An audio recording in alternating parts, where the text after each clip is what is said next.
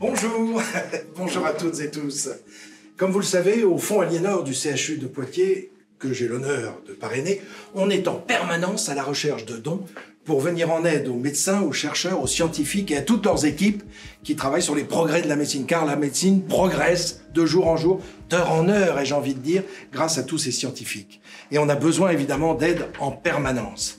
Et parmi ces progrès, eh bien, je voudrais évoquer un progrès dont on nous parle depuis plus de 18 mois, ce sont les fameux gestes barrières. Et parmi ces gestes barrières, il y en a un tout simple, tout bête si j'ose dire, c'est le lavage des mains.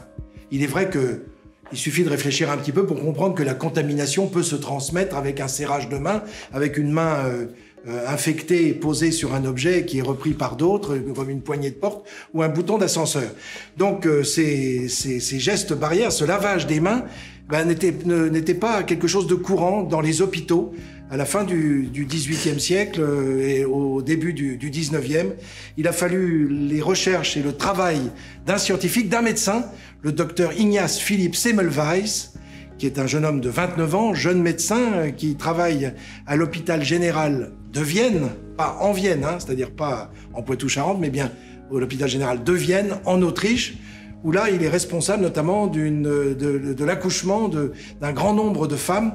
Et il est perturbé, il est même effrayé par le nombre de décès, le taux de mortalité qui lui semble effrayant. Effectivement, on dénombre 600 décès par an sur 3000 femmes qui viennent accoucher dans son hôpital. Alors il y a quelque chose qui ne va pas. Surtout que son service n'est pas le seul de l'hôpital, il est obstétricien, il a un confrère juste à côté qui n'a pas ces taux de mortalité.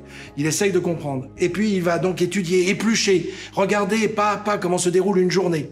Il est entouré d'élèves, des étudiants en médecine, évidemment qu'il est en train de former et qui passent avec lui de salle en salle. C'est ainsi qu'il s'aperçoit que ces élèves en médecine passe de la salle d'autopsie à la salle d'accouchement sans aucune précaution. Vous m'entendez bien? Aucune précaution. Ils passent d'une salle à l'autre comme ça, tout naturellement.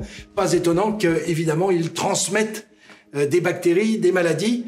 Ce sont eux, les futurs soignants, qui vont contaminer ces femmes qui décèdent de la fièvre puerpérale, qui est une maladie transmissible, terrible, et qui cause la mort de toutes ces femmes. Alors, réfléchissant à ce phénomène, il va se dire, le seul moyen, c'est de faire barrière. Voilà, c'est bien l'origine de ces gestes barrières, d'essayer de casser cette contamination, et pour cela, il va demander à ses étudiants de se laver les mains.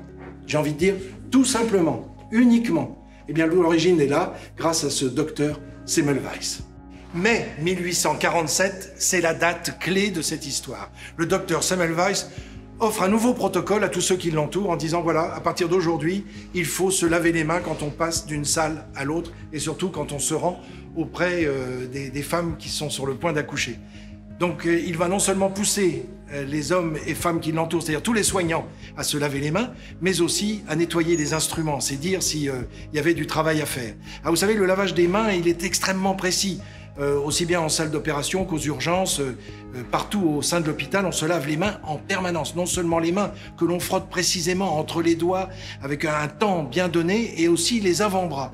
Et vous avez tous vu évidemment ces images de chirurgiens qui, avant d'avoir les mains gantées, sont les mains comme ça en l'air. Ça s'explique évidemment par le fait que, se nettoyant les avant-bras, il faut éviter que les gouttes de nettoyage des avant-bras ne retombent sur les mains qui, elles, ont déjà été nettoyées. Alors, on se promène les mains en l'air avant d'avoir les mains gantées pour entrer dans la salle d'opération, que ce soit le chirurgien, les infirmiers, les infirmières et tout le personnel qui est à l'intérieur du bloc opératoire. Au fond, la médecine, c'est un don, et donner, croyez-moi, cela rend heureux. Alors merci pour vos dons, et surtout merci pour ces gestes qu'il faut effectuer sans barrière cette fois.